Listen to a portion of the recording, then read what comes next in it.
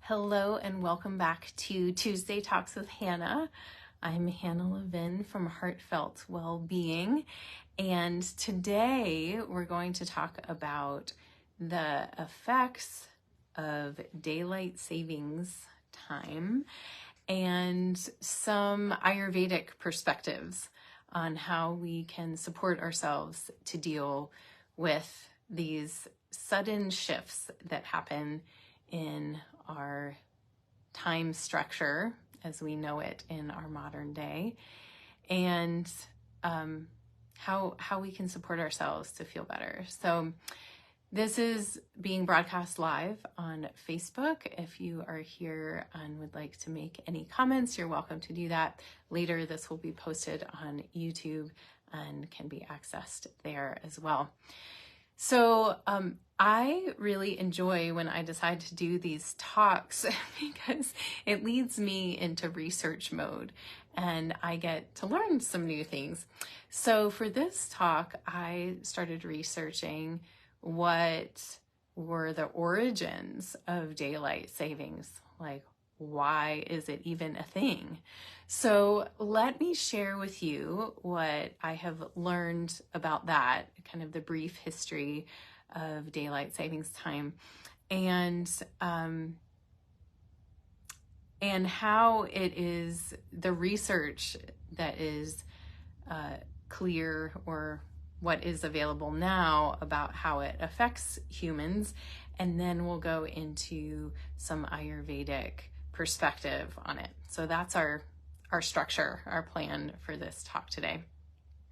So as I'm filming this, we're a few days out, 5 days out exactly, from daylight savings shift in the spring here in the United States. And this is really key. I hope lots of folks are watching this sooner rather than later. So in a few days, we will be shifting our clocks 1 hour forward. So we spring forward and fall back. So today I'm going to be focusing mostly on the spring of losing an hour, right? So we're jumping forward, an hour goes away, and all of a sudden it's an hour later than it was yesterday. So where did this whole thing come from? So there's a little history here. So I'm just going to read this to you. Benjamin Franklin first introduced the idea of daylight savings time in 1784 in an essay titled An Economical Project. And so then it was introduced, I kind of have these two different papers here that I'm going back and forth between. So Benjamin Franklin introduced it in 1784, believing that rising earlier would be more economical for candle usage and save people money. So pushing clocks forward to make a greater use of daylight during the warmer months was formally adopted during World War I. I'll get to that in a moment. So Benjamin Franklin proposed it in 1784, and then the modern concept is credited to George Hudson, an entomologist from New Zealand, who in 1895, so this is like almost 100 years later after Benjamin Franklin proposed this, George Hudson proposed a 2-hour time shift so he'd have more after work hours of sunshine to go bug hunting in the summer, which I just love. I'm like, a bug hunter. He was like, let's do this. So then the concept resurfaced during World War I as a way to save energy. The idea was that people would spend more time outside and less time inside with the lights on at night, and therefore conserve electricity. That seems like a helpful thing for our Earth. But it was only done during the summer. Otherwise, farmers would have to wake up and begin farming in the dark and be on the same schedule as everyone else. So the law to save daylight was passed by Congress in 1918 After the war, however, state governments were left to decide whether they wanted to continue with the time change. The law resurfaced during World War II, but again, after the war, the time change decision was left to each state. Some states kept it and others abandoned it. Daylight savings time didn't officially become a law until 1966 under the Uniform Time Act. Now, according to the Department of Transportation, daylight savings time reduces crime, conserves energy, and even saves lives and prevents traffic injuries since more people are traveling to and from places during the daylight. Still, not everyone is a fan. After all, springing forward and losing an hour of sleep can hurt workers' productivity. Studies have shown that even one night of not getting proper sleep can have ripple effects. It can make you feel hungrier than usual. It puts you at risk for accidents while driving and at work. It can decrease your focus, and it can make you susceptible to catching a cold. States can opt out of daylight savings time. Hawaii and most of Arizona already have. Another handful of states have considered or experimented with it. And then the outlying regions of American Samoa, Guam, Puerto Rico, and the Virgin Islands also don't observe daylight savings time. I will say that they are mostly southern, right? So the closer you are to the equator, the less variety there is in the change of night and day pendulum swing, right? So I found that really, really interesting. And I hope you do too. I had never bothered to investigate what led to, and I actually Googled today, who decides if daylight savings is a thing, because I definitely hear people say like, oh, I hope they do away with it this year or something like that. And I was like, well, who's the governing body that gets to decide? And it's actually Congress. So in the United States, it's Congress that gets to decide if daylight savings is happening or not. So although there have been, movements, requests for daylight savings time to change, it continues, says Congress. So what's interesting is that it does affect health. And I definitely see this in my coaching business and clients being like, oh, daylight savings time, like it's such a challenging time, especially in the spring. And I hope that by the end of this talk today that you may feel a little differently if that is your stance right now.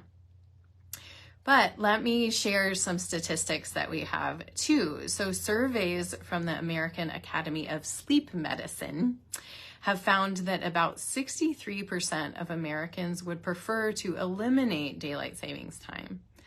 And about 55% experience tiredness following the switch, which makes sense. But the time transition does more than just inspired mixed opinions, grogginess, and foul moods. Researchers say that the change has long-term negative consequences on our bodies and our minds. So here's some ways it can affect health. And this is from Johns Hopkins. The scientific evidence points to acute increase in adverse health consequences from the changing of clocks, including in the rates of heart attack and stroke. So there's an increase in both of those health outcomes during daylight savings time. The change is also associated with heightened risk of mood disturbances and hospital admissions, as well as elevated production of inflammatory markers in response to stress. The potential for car crashes also spikes just after the spring forward change. And a 2020 study found that the switch raises the risk of fatal traffic accidents by 6%. So it's not huge, but it's something, right?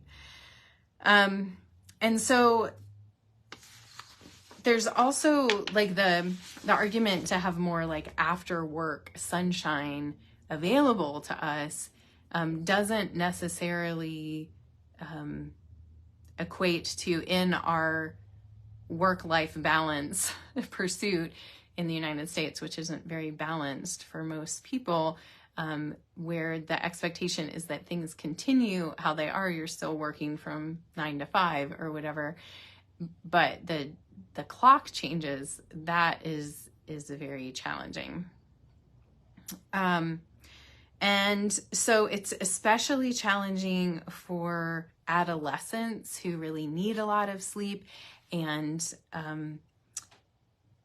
get more challenged by losing this hour of sleep. And that's seen in behavioral learning and attention issues, as well as increased risks for accidents, injuries, high blood pressure, obesity, diabetes, and mental health problems. And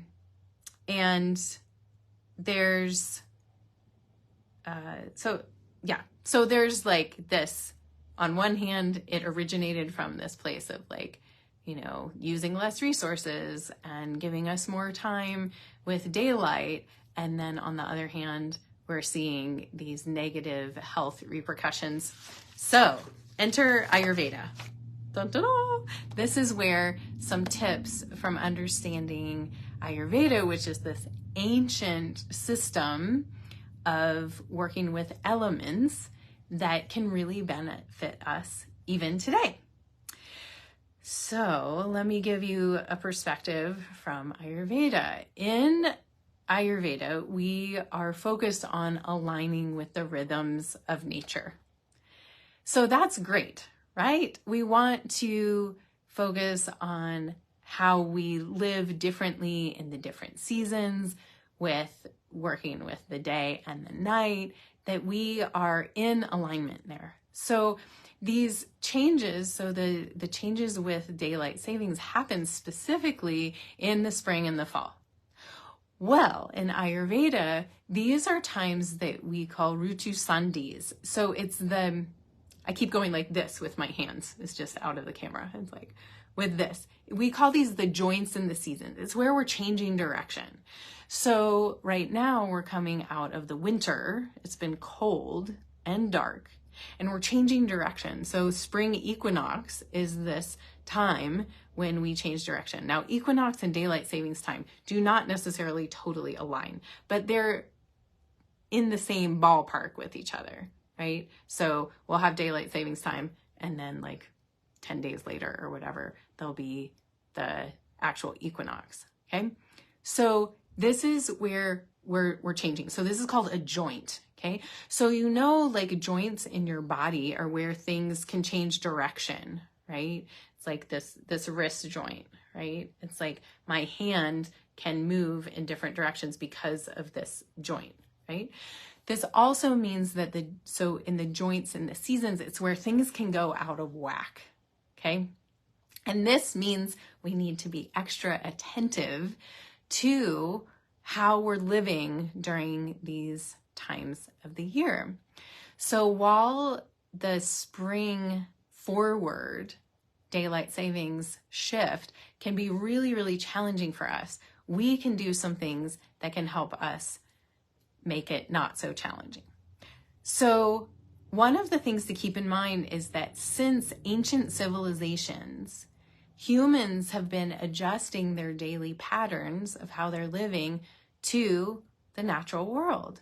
So as there's more daylight in the environment, people are waking up a little earlier and going to bed a little later, and that is natural. What is a little unnatural is imposing this concept of time, that we have clocks, and that the clocks are what we live by instead of the sunrise and the sunset, right? If our work said like, be at work at, an hour after sunrise, or it wouldn't even be an hour. It would be like, some time after sunrise. We'd have to figure out how we would articulate that. But, that would change a little bit each day throughout the year, and we would work less in the winter and we'd work more in the summer, and like all of these pieces would flow. We have imposed time and a clock. And so we say year-round work from 9 to 5 or whatever your work schedule is. And that can be very problematic here. But if we look at, like, we as humans haven't evolved that much in the last few hundred years, and yet our ways of living, our access to electricity, which fools our circadian rhythms into thinking that it's daylight when it's not, that it's daytime when it's not. And we have these things kind of imposing on us that mess with our circadian rhythms, whereas our bodies are set up to still receive that input and to align with the circadian rhythms. That's pretty cool. So when we know that this transition is coming in the spring, we know that it's a joint in the season. We know that this is the time of year through Ayurveda to do a detox, to clear out the gunk that's been accumulating from winter, and to eliminate extra insulation that will be really uncomfortable in the heat of the year, right? So we know that we're doing detox. By the way, I have a detox coming up. Check it out on my website, heartfeltwellbeing.com. A little plug there. So in these joints in the seasons, we need to prepare for them. So instead of being like, oh yeah, daylight savings is coming, and on, this weekend, we're going to spring an hour forward, and I'm just bracing for it. We can start preparing ahead of time. And this is where our empowerment can really come in.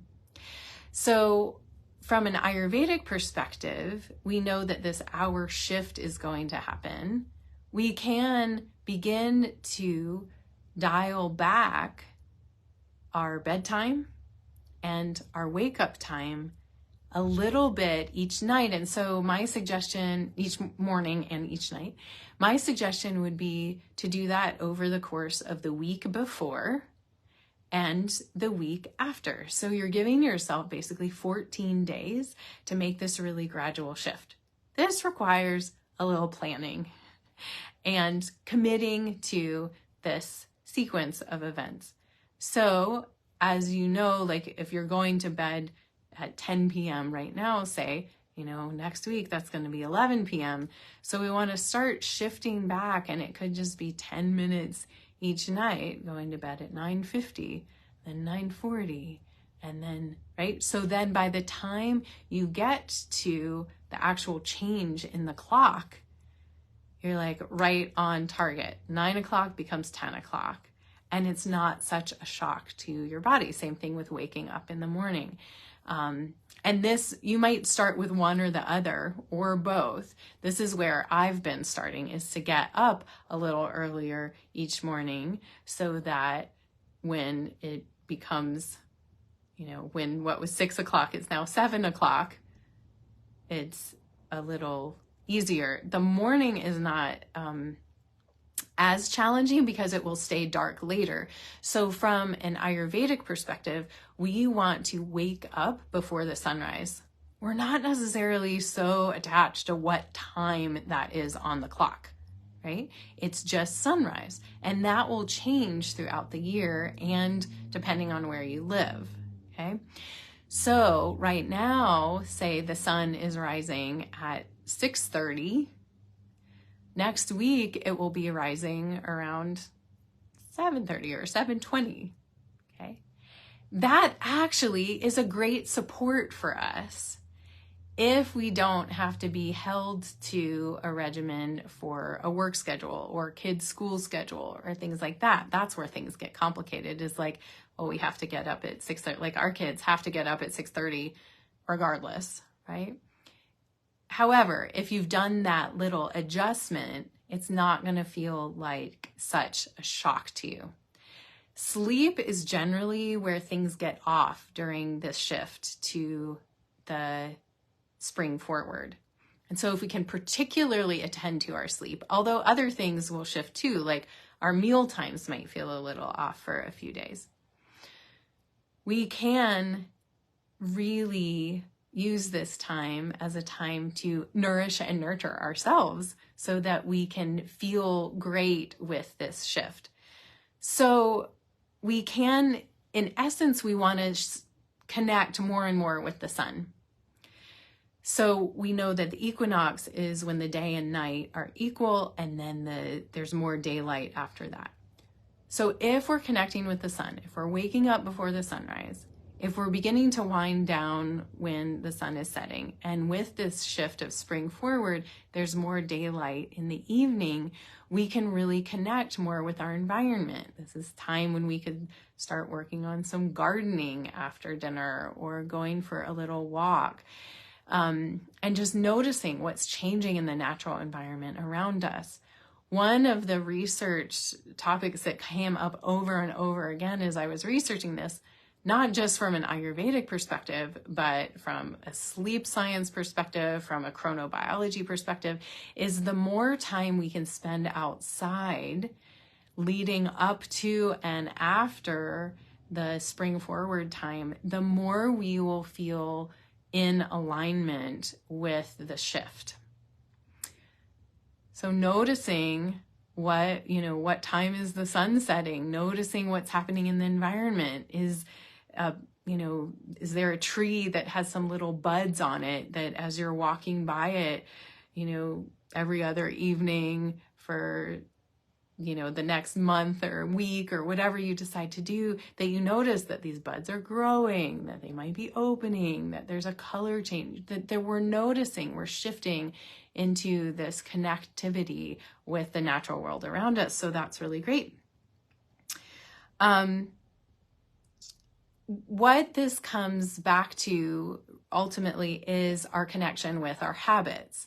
So when we have misaligned habits, and particularly during kapha season, so we're in kapha season in the springtime, governed by earth and water, these are heavy elements, and they're going to mean that it's a little harder for all of us to make changes or shift direction. It's like we're all feeling a little sluggish. Water and earth combined makes mud, right? So if you think about, we're all moving somewhat through the mud during this time of the year, that it can feel like a little more challenging to change direction or experience this big shift.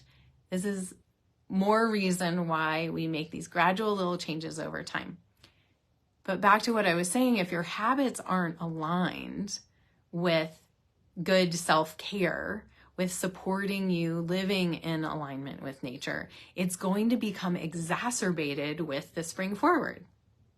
So this is a good push, a good moment to be like, okay, what habits do I need to get in alignment or back in alignment with this spring so that this change in the clock isn't going to throw me off, isn't going to feel like such a horrible experience.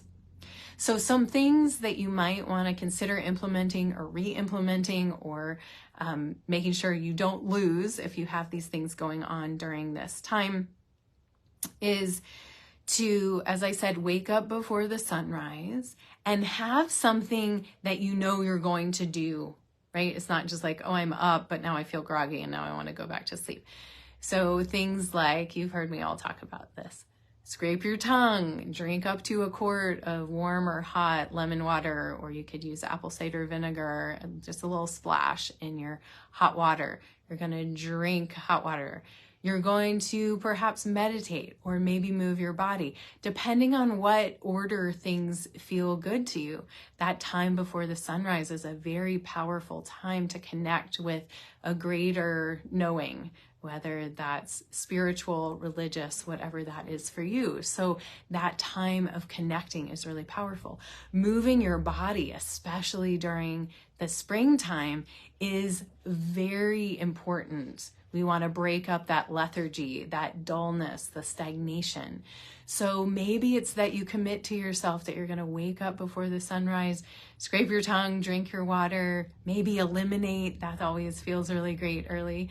And then go out for a walk, even if it's still dark, or being present to the sunrise is very, very powerful, especially this time of year when that lethargy can sink in. And so it really comes back to like, what is the story we're telling ourselves? Are we excited for this shift? Are we dreading it? Are we challenged by it? Are we saying, I wish this wasn't happening, and so we're just like sticking our head in the sand? Or are we being proactive and like, wow, this is really exciting. Maybe this year, this spring forward will feel really different, and I might even enjoy it. Whoa, that might feel really cool.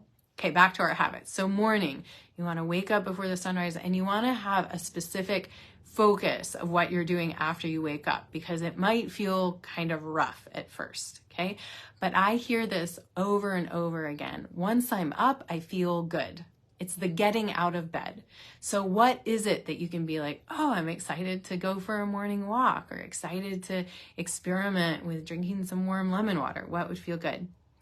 Moving the breath is really important too. So whether you're doing some pranayama, some bellows breath, some alternate nostril breathing, some kapalabhati, what are you cultivating that's helping to move some energy in your body and build some warmth? That's really helpful. We also want to make sure that around this time of the seasonal shift that we're eating really clean, that we're not giving our bodies extra stuff to deal with, extra gunk to wade through by eating challenging foods. So we want to eat a anti-inflammatory, not so much heavy foods this time of the year. And if you are really interested in aligning with the season with food and cleansing along those lines, I encourage you to sign up for the spring detox. The general guidelines here are things we want to have lighter foods. So not so much dairy, not so much grains, not so much animal protein. Think more like fresh vegetables and probably at least lightly cooked. Soups and stews are helpful here, but not creamy dairy-based kind of things.